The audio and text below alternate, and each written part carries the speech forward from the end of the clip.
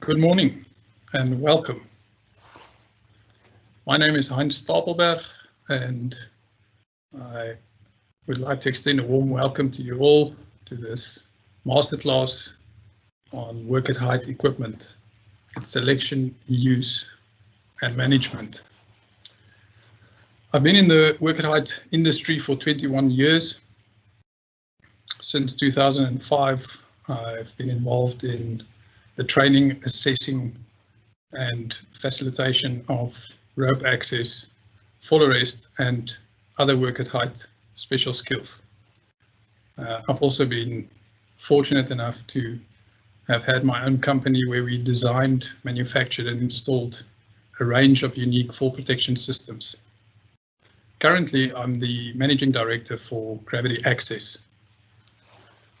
This masterclass is basically a broad overview. So I will be talking through a couple of overlapping themes, amongst them standards, risk and quality management, equipment selection including equipment limits, and my hope is that whether you are just starting out in the work at height sector or whether you've got many years of experience, that there'll be some value for you in this course. Please feel free to post questions in the Q&A tab, in the chat tab. We'll address the questions as we go.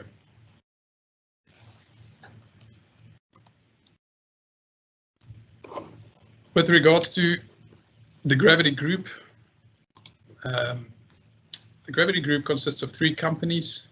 Gravity Training is primarily looking at training all sorts of skills, courses on working at height. Gravity Access is primarily involved in designing and installing work at height and difficult to reach access systems. And Gravity Gear is a company that sells PPE for the work at height sector. I would like to say, as a disclaimer for this masterclass, that work at height is a dangerous endeavor, and you must make sure that you comply with your country's regulations and best practice standards, as well as the equipment manufacturer's instructions. If you are not an expert, please make sure that you consult one. If any of the information in my masterclass stands in contradiction to your country's regulations or best practice standards, the latter will take precedence. In other words, where you are and what the rules are where you are matters more than what I tell you here. During this course, we will be handing out a prize. The prize that we'll be handing out is this Camp Aries Air helmet. It's worth quite a couple of bucks. It was sponsored by Gravity Gear, for which we are grateful. And to win this helmet, you need to answer a fairly simple question. The question you need to answer is, what is the correct load that is needed to test a full body harness with? What is the correct load needed to test a full body harness with? You can please WhatsApp your answer to the number shown on your screen. The first one with the correct answer will be winning that helmet, and we will make the winner known on our Gravity Group Facebook page. So get your answers in as quick as you can. Right, let's jump into it. There are a lot of standards, and standards is ultimately what guides the manufacturing and the performance of equipment. I think at the heart of standards is a quest for performance predictability. In other words, if I have an item from one manufacturer and it's a similar or exact same item from a different manufacturer, I want to know that these two pieces of equipment perform consistently. I want to know that they are equally strong and they do the same thing, or at least do it in the same way. So at the heart of standards is a quest for performance predictability.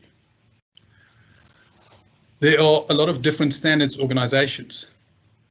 You've got the International Standards Organization, the ISO, you've got the European norms, and then you've got a range of country-specific standards organizations. In South Africa, we've got the South African Bureau of Standards. In the United States, you've got the American National Standards Institute. You've got British standards. So most countries have their own standards bodies. So it's quite easy to get confused by all of these standards. Which ones are the best? What do you look at when you are looking at purchasing a piece of equipment? Well, at Gravity, we made the decision some years ago to go with EN standards when it comes to equipment. And the reason for that is basically the EN standards is a multinational standard. What that means is that there are a number of nations, the European Union nations, that subscribe to the EN standards. In other words, it's a multinational standard that's applied in a range of nations. It's not just specific to a particular nation. The EN standards are generally performance focused with clear manufacturing and design guidelines. In other words, usually it's quite clear of what the equipment is supposed to do and not do, and it's well defined in technical terms. The EN standards also offer a bit of an EN ecosystem. And what I mean by that is the EN ecosystem comprises of basically three legs, if I can simplify it for you like this. You've got the European directives, which are essentially laws that are passed to govern the manufacture and the performance of PPE in the European nations. On top of the laws, you've got the standards. These are norms and technical specifications that specify the manufacturing processes and performance of the equipment. And the last leg is the notified bodies. These are the bodies responsible for applying the CE mark. And this is the crux of the European norms ecosystem. It's a quality assurance vehicle like no other. Now, any nation in the world can adopt the EN standards, but we can't adopt the regulations and we can't adopt the notified bodies as part of our national ecosystem. So that's why we made the decision to go with the EN standards for our PPE, because it's a massively effective quality assurance system. When we look at standards, we immediately see that equipment that seems to be quite similar can have quite different price tags. So one way to think about this is in terms of value and not just straightforward cost. You see, every manufacturer that complies to the EN standards and that has the equipment CE marked, it costs them a lot of money to make sure that they keep complying. There's annual recertification or certification fees to be an EN CE marked manufacturer. There's quality management standard fees. There's the materials that are used to make the PPE, which has to be of a premium quality to make sure they keep hitting their quality targets. And so all of this translates into cost. So when you think about cost and the PPE and the equipment standards that your equipment come with, make sure you understand the value that sits behind that cost. After all, work at height PPE is considered category 3 PPE, which means failure of the PPE could lead to the loss of life. So it's a pretty serious consideration. So how is it that two seemingly similar items can have such a difference in price? Well, as usual, the devil is in the detail. That's why we see similar pieces of equipment, for example, the helmets that you see in these slides, having quite different costs. So not only is there a difference in what kind of standards the equipment comply with, there's also a difference in the actual standards that the equipment are manufactured against. If we look at those two helmets as examples, the helmet on the left complies with a standard called EN 12492. It's a climbing helmet. It's actually the development of that specification comes from mountaineering. And as you can see on your screen, it is subjected to a barrage of performance tests, whereas the helmet on the right complies with a different standard. It complies to EN 397. It's what we refer to as a safety helmet. And for that helmet, it only is subjected to 2 drop tests, blunt force and a sharp force test on the crown of the head, whereas the helmet on the left has side impact tests. It's got blunt and sharp force tests on the crown of the head, but from different heights. It's got chin strap strength tests, and it's got retention tests to make sure that in the event of a fall, that the helmet is snugly fitted to the user's head. So when you look at the cost of an item, make sure you understand what sits behind the standards that those items comply with. Fortunately for us, some manufacturers have upped their game, and they are giving PPE, presenting PPE to us that comply with different standards. So one item of equipment can comply with 2 different standards. For example, the Camp Aries Air helmet that you see now, which is the one that can be won in our competition. So this helmet complies with both EN 397 and EN 12492, which is tremendously helpful if you are working for a client that has specifications that forces you to use one type of equipment. For example, in South Africa, it's often the case that there are mines, for example, that require you to have an EN 397 helmet or a SANS 397 helmet. And that is not the best thing to do if you're working at height, like you saw now with the tests. The normal safety helmet doesn't have chin strap tests necessarily. It doesn't have side impact tests. And so if you have a helmet like this, you can comply, you can tick the box for your client, as well as make sure that your risk of head injury is suitably addressed. Right, moving on to marking and traceability. Why would we want to trace the equipment? Why would we want to make sure that we know 2 similar types of equipment from each other? Well, essentially, we want to be able to tell the story of that piece of equipment's life. If you know the history of the equipment, you can manage the risk of that piece of equipment failing. After all, like I said before, PPE for work at height is considered category 3 PPE, which means that if the equipment fails, you have a risk of losing your life.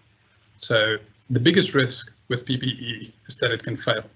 And we address that risk by making sure that we are able to trace the whole life story of the PPE.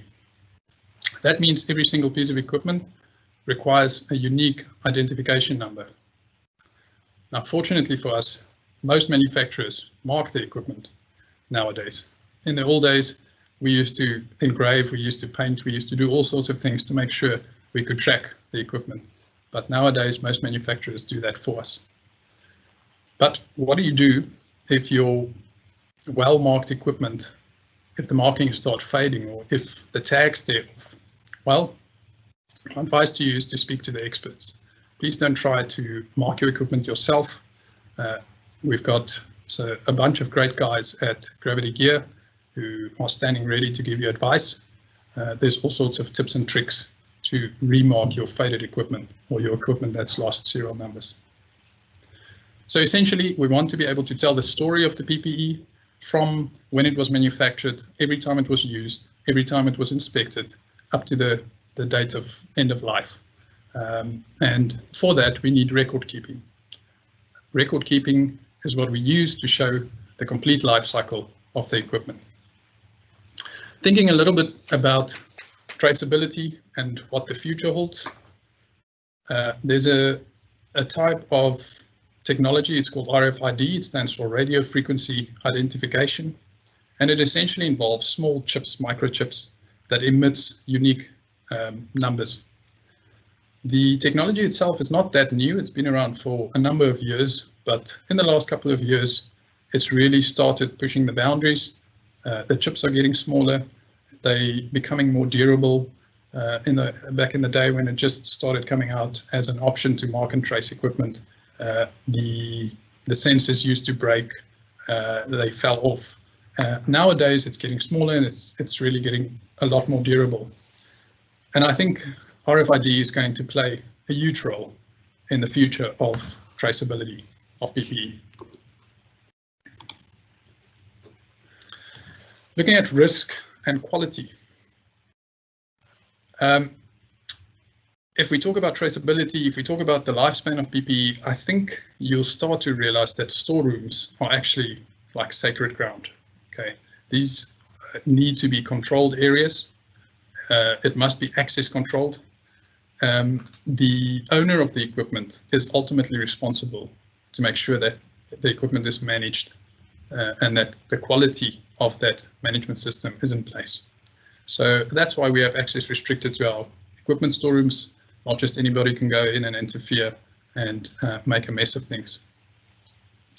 Ideal storage conditions for equipment is pretty much like you would store food or medicine. So it needs to be dry, it needs to be clean, it needs to be free of chemicals, ventilated, away from direct heat or UV. So really just a nice clean environment for your PPE is the ideal storage conditions. When we look at work sites, the responsibility shifts a little bit. On the work site, the user of the equipment is responsible for the correct use and storage of the equipment. If you look at the examples in the slide, you'll see on the bottom left, there's a harness that's been burnt by welding. In the middle picture, you can see a guy who's actually climbing a structure and his harness is completely upside down. He's got his legs through the shoulder straps and he's got his arms through the leg loops. And on the right-hand side, bottom side, I think is a picture that we are all too familiar with on construction sites in South Africa. Most of the time, people's harnesses are just lying all over the place. Nobody really knows whose is who. And I would just like to point out that you as the user, you are responsible for your equipment. Think about this. You trust the equipment to save your life. So it's best that you show some respect to that equipment and make sure you keep it clean, use it properly. Don't stand on it. Don't leave it in a place where you can't account for it.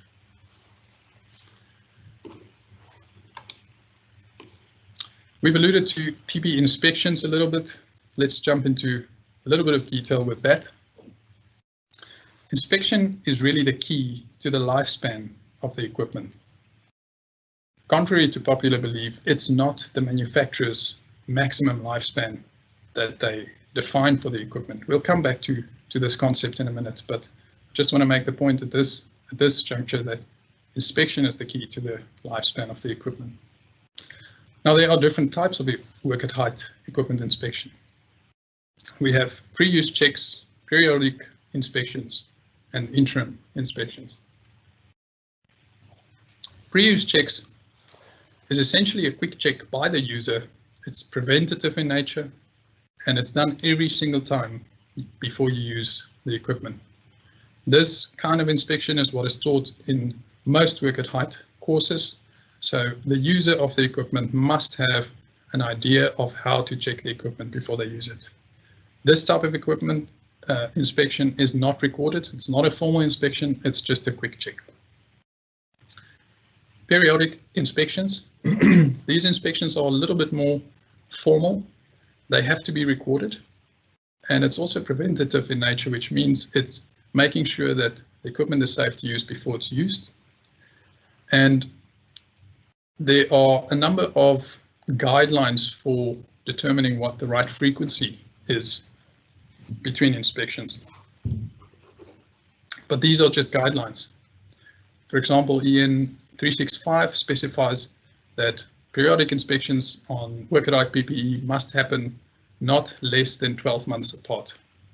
Whereas ISO 22846-2, which is the rope access code of practice, specifies equipment inspections, periodic equipment inspections should happen at least once every 6 months. Once again, when it comes to determining the correct intervals for periodic inspections, you have to have a risk-based approach, which means you have to consider what is the kind of work that you are doing, What is the kind of risks that you're exposing the equipment to? In other words, risk for damage.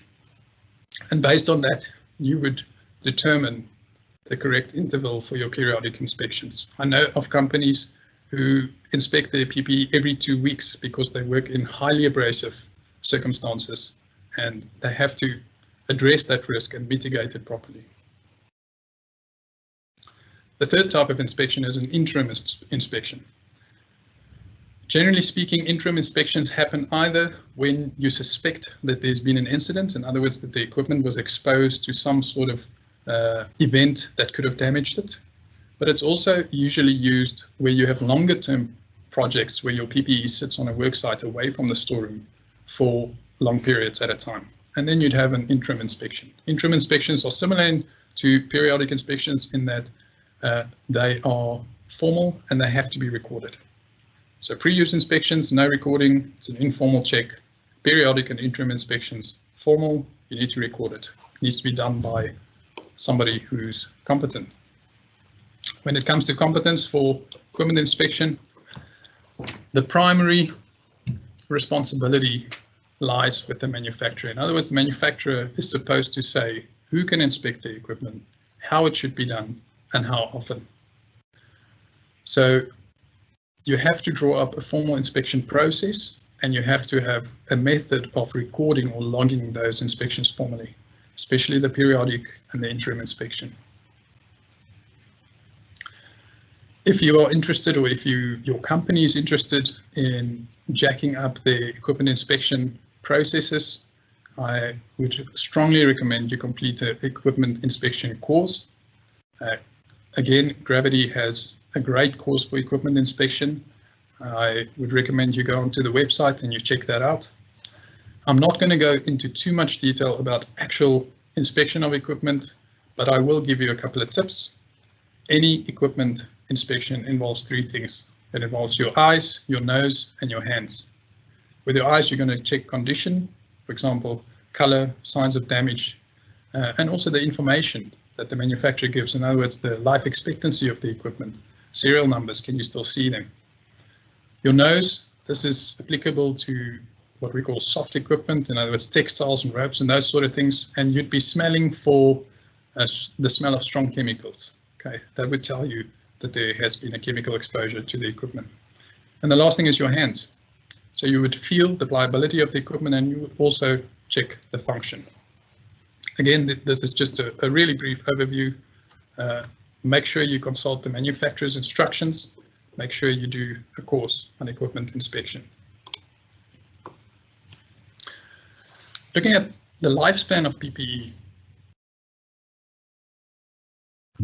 So when a manufacturer starts producing equipment, they do rigorous testing. They test a lot of samples of the equipment up to destruction so that they get an idea of the performance, and from that they can determine the maximum lifespan.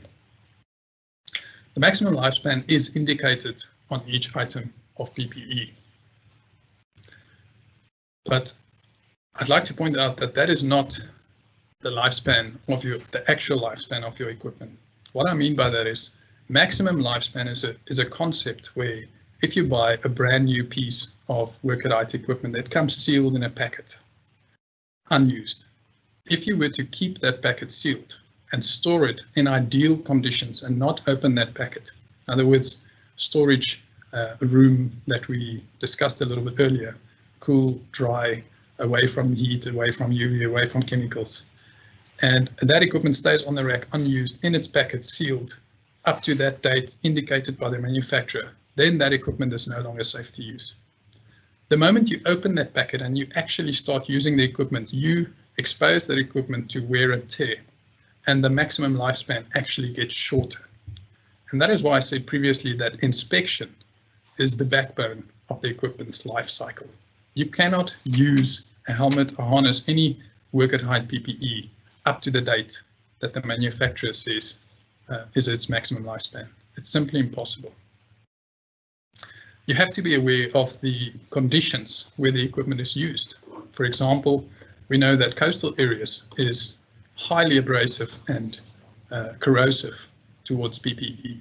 So you have to take care in coastal areas and make sure that you look out for specific signs of corrosion and abrasion.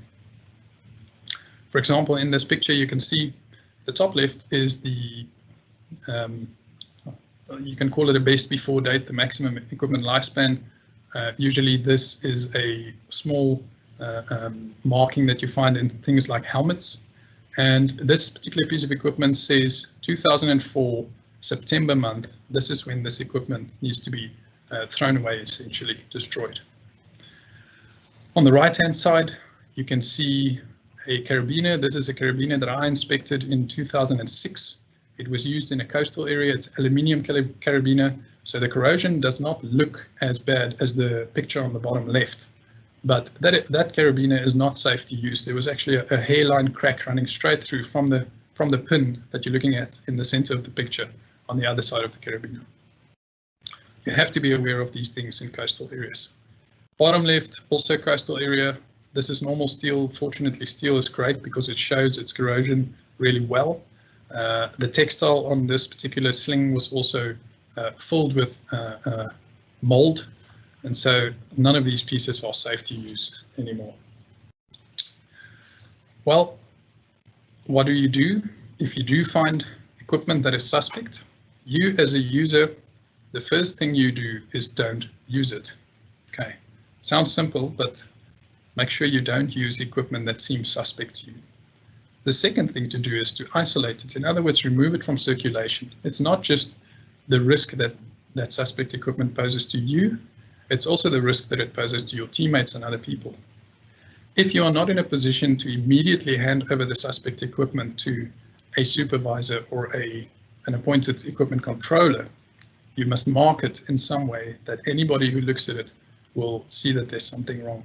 If you are on site, on a work site, and you don't have a lot of resources at hand, you can take insulation tape, you can use a plastic bag, mark that equipment thoroughly so that it's very easy and conspicuous to see that there's something wrong here. And the last thing you do is hand it over to your equipment controller or your supervisor, somebody who knows what to do with this equipment. What do we do if we talk about equipment having reached its end of life? Well, let's say a suspect piece of equipment was handed to the equipment controller. It was thoroughly inspected and it was found to be unsafe to use. Well, if that is your position and your call to make, you have to make sure that you isolate, destroy, and update your records. Remember, we spoke about the life cycle of the equipment. You have to show the end of life of that equipment. We will take a 5-minute break and then we'll check back with you in 5 minutes to continue our masterclass on equipment management.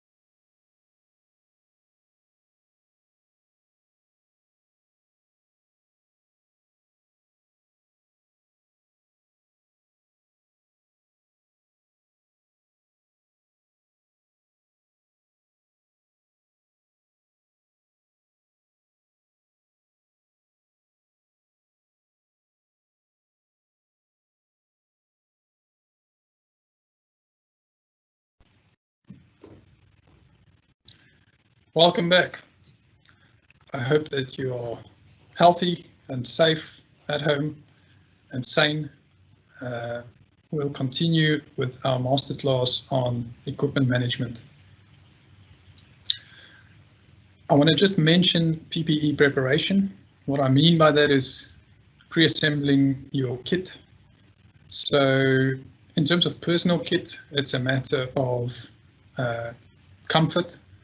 If you look at that picture on the left-hand side, typical rope access harness, you are going to waste a lot of time if you disassemble and reassemble your kit every time you use it. And so for comfort and for saving time, we generally keep our kits assembled for use. Remember, when you do your thorough inspection, you will disassemble the entire kit and reassemble it afterwards. But in between usage and in between the periodic inspections, you will generally keep it assembled and ready for use. When it comes to rescue kits, however, I would say pre-assembly is a necessity. Remember, a rescue means something has gone wrong. It's an incident, and it means it's a really high pressure situation where you need to be able to focus, and you don't want to sit and try and figure out how to build a police system in those circumstances. So my advice would be, in terms of rescue kits, to always pre-assemble. And remember, rescue kits is not usually one size fits all. You would have, especially in rope access, you would have specific rescue kits for specific operations. Prepare your rescue kit before you start your work so that it's ready to go. Of course, with rescue kits, if you do have a pre-assembled one and a generic one especially, make sure that during your thorough inspection, your periodic inspection, you disassemble it and reassemble it properly so that you can check it.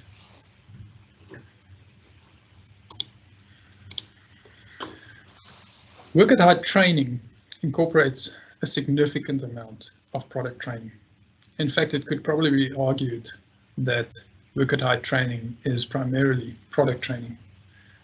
So when you do any work at height course, especially at Gravity, the training is generic enough and specific enough in terms of the PPE that you use. What I mean by that is the PPE that you do your training course with, you will know how to use that PPE properly, but it will also give you a general idea of how to use similar PPE when you are faced with it in your place of work. So I just want to point out the value of training when it comes to correct use of PPE. If we start talking about equipment limitations, there's a couple of things to keep in mind here. Most of the work at height equipment is marked with a braking strain. And basically what they do, the manufacturers do, is when they manufacture the equipment, they test a lot of items to destruction, and that gives them a good idea of the minimum braking strength. In other words, the equipment will not brake at a force below the minimum braking strength. Does it mean you can use the equipment up to just under the minimum braking strength? No, it doesn't. Remember, work at height is dangerous, and if there's one thing we want to allow for ourselves, it's a margin for safety. That is called the safety factor. So generally how it works is the minimum braking strain is where the equipment might start braking. A safety factor is then applied by the manufacturer. The safety factor differs from one type of equipment to the next. Could be anything between 3 and 10. And they would divide the minimum braking strain by the safety factor to get to the working load limit. So minimum braking strain is where the equipment might start braking. Working load limit is the equipment maximum safe use load applied with a safety factor. Advice: make sure you know and understand the manufacturer's working load limit and stick to it. If you look at pulleys, my picture is a little bit small, but I hope you can see it. There's a principle that explains how a pulley works and how the loading works in a pulley. Essentially, if you've got 100 kilograms suspended on the one side of the pulley, and on the other side you pull the rope to lift that 100 kilograms, the loading on the anchor that the pulley is connected to will be 100 times 2. This is a principle that is very often overlooked. Often people will say, I'm lifting 100 kilograms through a pulley, and so my pulley and my anchor just needs to be able to handle 100 kilograms, but actually it's double that plus a safety factor. So it's one thing to keep in mind when you are lifting loads to make sure that you understand this principle. When a load is applied through a pulley, the force on the anchor is twice that load plus some. Not all equipment is compatible with each other. In the bottom left, you can see some examples of equipment that is incompatible with each other. When we talk about selection of equipment, it's very important to keep this compatibility in mind. On the left-hand side, it's a little bit blurry, but I hope you can see it. Each rope controlling device gives you a guideline for the ideal range of rope diameters that the equipment can be used with. What this means is you need to be very sure when you select equipment that the equipment is compatible with each other. With the device on the left, you can see if you use it for rescue, your rope diameter must be 10.5 millimeters. If you use it for belay, it must be between 9.9 and 11 millimeters diameter. You cannot use this device with a 9 millimeter rope. Another example of this is the Petzl ID Small. You can't use it with a very thick rope. It simply won't work. You might force it to work, but it won't be safe. So another example is when we talk about sheath slippage. Sheath slippage is when you have a kern mantle rope, which is the ropes that we use in work and height. It essentially consists of a core of strands encapsulated in the sheath. With sheath slippage, the sheath starts separating from the core and it starts slipping. And you can see examples of that in the middle picture of the sheath being bunched up, or on the right-hand side, the core actually having pulled into the rope and the sheath being floppy. Now this is dangerous. It could be dangerous. For example, if you are tying knots in the end of your rope and the sheath slippage section where the core is missing is engaged in your knot, you've severely compromised the strength of your knot. It doesn't mean the rope is necessarily unsafe, but for you as a user, for you as the purchaser of the equipment, you must make sure that you know the different manufacturers and how the equipment differ. Remember, these ropes could comply to the same standard as a manufacturer whose ropes do not have sheath slippage. So the best thing you can do is to make sure that you read reviews, that you read test reports, and that you familiarize yourself with the equipment and its limitations and what it's prone to do and not to do. Another thing that this teaches us is that the people where you buy your equipment from must be experts in the field. You have to buy your equipment from reputable organizations. You can't take chances with your life, and you can't buy equipment from random shops or random people.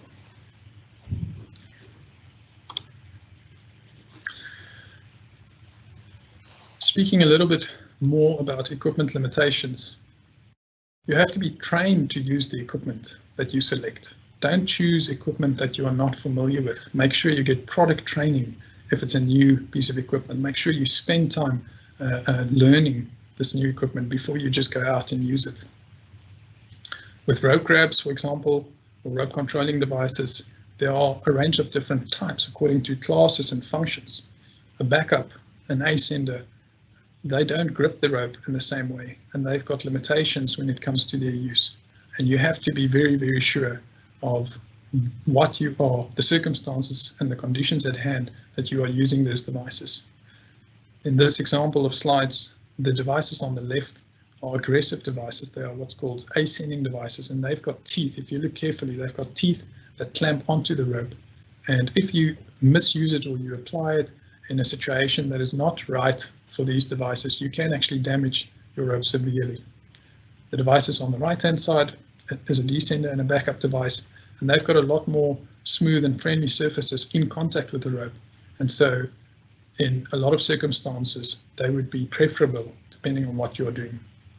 So make sure you select equipment based on what you know the limitations are and based on the circumstances and conditions of where you want to use the equipment. If we talk about PPE versus lifting tackle, the first thing to realize is that lifting loads and suspending or catching people have very different principles at work. One of the keys that show this difference is that lifting tackle gets load tested. In other words, in its periodic inspection, similar to work at height equipment inspection, it gets load tested, whereas work at height PPE does not get load tested. I'd like to refer you back to Johan's rigging masterclass from a couple of weeks ago. It's on our YouTube channel. Go and watch that, work through it. It speaks a little bit more about this facet. For now, the important thing for you to take home is that under no circumstances can you load test PPE that's meant for work at height. It's not lifting tackle.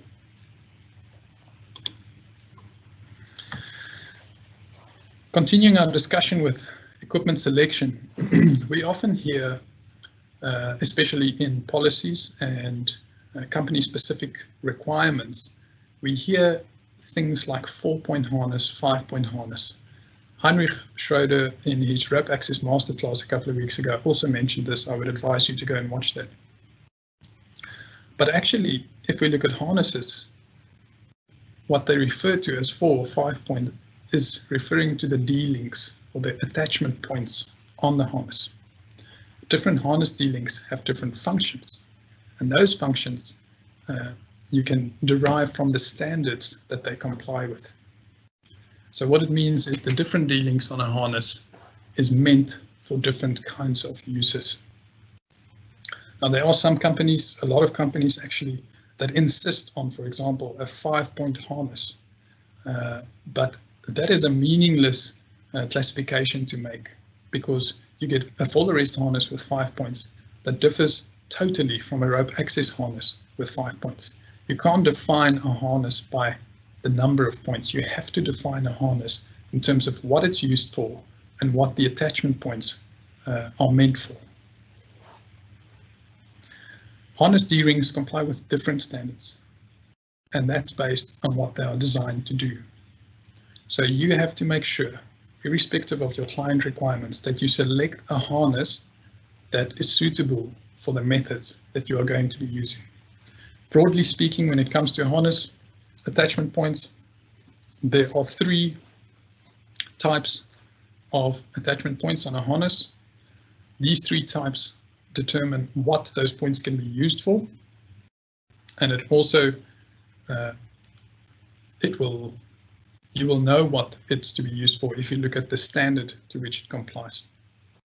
EN 358 is a standard that's for work positioning. Generally speaking, this is the side attachment points on your harness on your waist. That's just what they call in this picture a side D-ring. That's where your work belt would attach to if you're doing full arrest, for example. The other types of attachment points is the EN 361 attachment points. That's a standard for a full body harness specifically for full arrest equipment. And generally speaking, that will either be a frontal D-ring or a dorsal D-ring. That's where your full arrestor goes, or if you're doing rope access, that's where your backup device goes. And then EN 813 is a sit harness, which actually stems from the mountaineering standards, and that is only applicable when you're doing rope access. So take home from equipment selection in this regard is make sure that you know what are the methods that you are doing and select the right harness based on those methods, rather than looking at the number of attachment points. That essentially brings us to the end of this masterclass. We will work through some of the questions that we still get. Please go and look at our YouTube channel for the other masterclasses that I've mentioned. And I think from here on forward, we've done these masterclasses for free up until this point. From here on forward, we will look at charging a nominal fee for these masterclasses. My hope is that it's been valuable for you, that you've learned something irrespective of your background and experience, and I hope you stay safe and that this will help you in your career and your future. Thank you very much.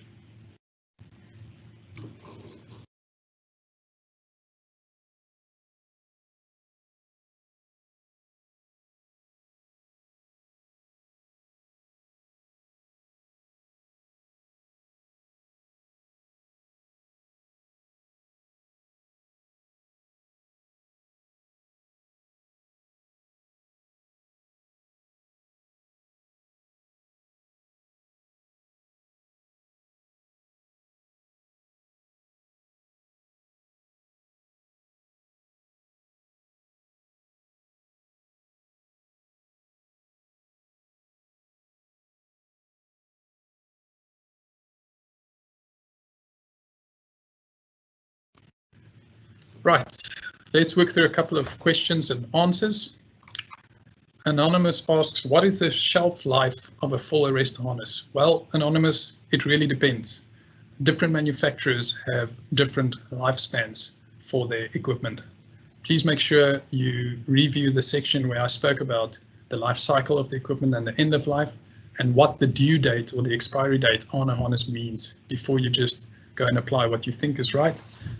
So short answer, it depends on the manufacturer. I would say generally speaking in industry, it would be around 5 years. There are manufacturers who are now extending that up to 10 years. Mark is asking the ISO standard for 6-month inspection. Does it require the inspector to be independent or can it be an internal in-house inspection by a competent person?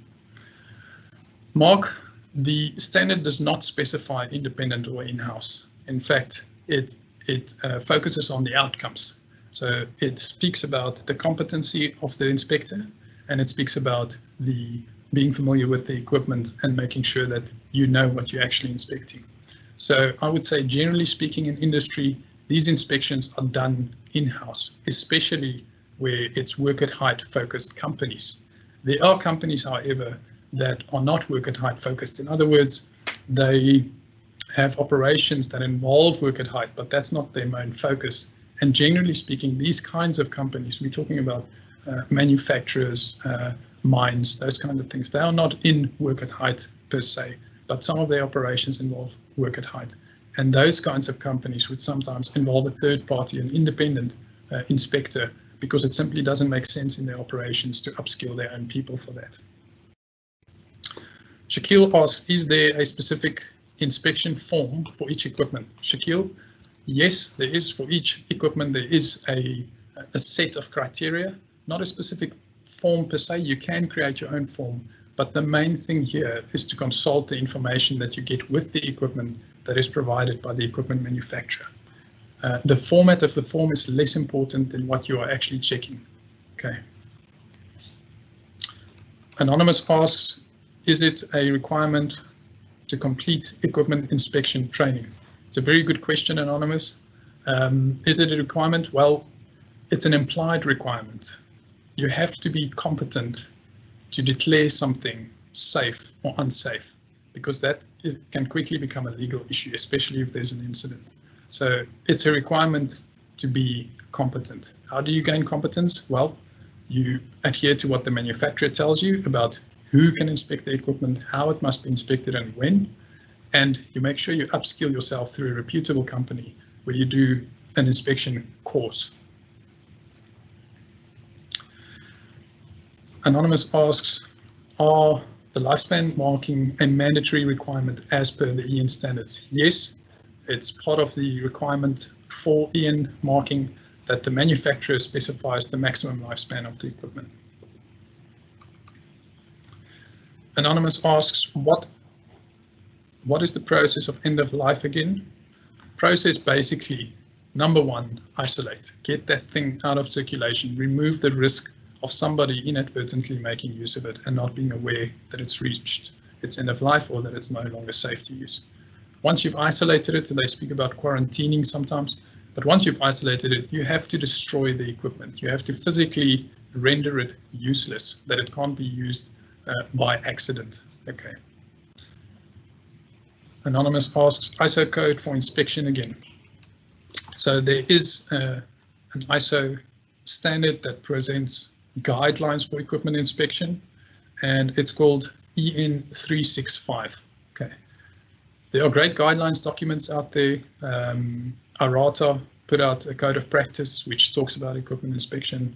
ISO 22846-2, which is the rope access code of practice, has a great section with good information on equipment inspection. But essentially, you have to listen to the manufacturer.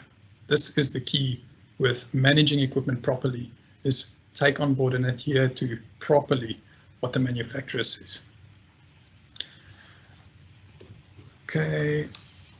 Bolaji says, what is average years equipment supposed to use? Okay. Bolaji, if I interpret your question correctly, you're asking what is the average number of years that you can use PPE safely for. It really depends. Like I explained in this talk, the manufacturer specifies a maximum shelf life. Okay, that is not the maximum number of years that you are allowed to use the equipment for. It will always be less than that. And what determines the number of years that you can use equipment for is the conditions in which you use it. In other words, what are the risks in the environment and the conditions where you're using your equipment, and how would that affect the lifespan of the equipment? The backbone of equipment lifespan is inspection. A is asking, a harness that is still brand new, but 6 months left in its lifespan. Can said harness be put to use, and can someone use it more than the 6 months if all inspection shows the harness is still in good condition? So A, basically you can never use equipment up until the date of expiry, because the moment you use it, remember, its lifespan shortens. And so the best thing to do is to get an expert to look at that equipment. If you're unsure, contact a reputable company like Gravity who can give you guidance with this, but you can't push your PPE too close to the expiry date, because that is risky.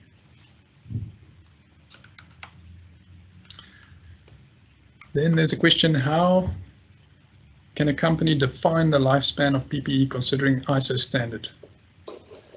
I'm not quite sure what this question is actually asking. I'm going to assume it's asking what is the maximum lifespan of the equipment. Again, I think it's the same answer as what I just gave. You can't use the equipment up until the last date of expiry. The moment you use it, its life shortens. So you have to have a proper inspection process, and that will determine the lifespan of the equipment. Just to confirm, the equipment like carabiners, stop, ascension, etc., do they have a lifespan? Generally speaking, the softer equipment has a well-defined lifespan. Generally speaking, the hard equipment like carabiners and descending devices, they don't have an expiry date, but they usually would have wear indicators. Again, you have to have somebody inspecting the equipment who is very familiar with the manufacturer instructions for inspection. So hard equipment, maybe I didn't make that too clear. Hard equipment, when we say hard equipment, we mean generally the things made of steel, doesn't have a lifespan, an end of use date, but they will have wear indicators. And as an equipment inspector, you must be very familiar and know exactly where to check for the wear indicators on the equipment to determine if it's still safe to use or not. Can an in-house person destroy failed equipment, or do you need an independent contractor to do it? I think this is a little bit similar to the question we had earlier on. You can do this in-house if you have the trained skills and competence within your company. You can actually manage this process yourself. If you are unsure about this, you must consult an expert. Okay. And then Rudolph asks, what is your recommended 3-point pulley system to buy? We had a certain pulley system at the office. We can't understand how to use it. Okay, Rudolph, it sounds to me like what you need is product training. I'm sure if you share your setup, if you share the assembly that you've got there with the Gravity Gear guys, we can give you some good direction with that. Ladies and gents, that brings us to the end of this masterclass. Thank you very much for your questions. I hope this was of value to you. I wish you sanity and safety in these crazy times that we are, and looking forward to seeing you again at our next masterclass. Bye-bye.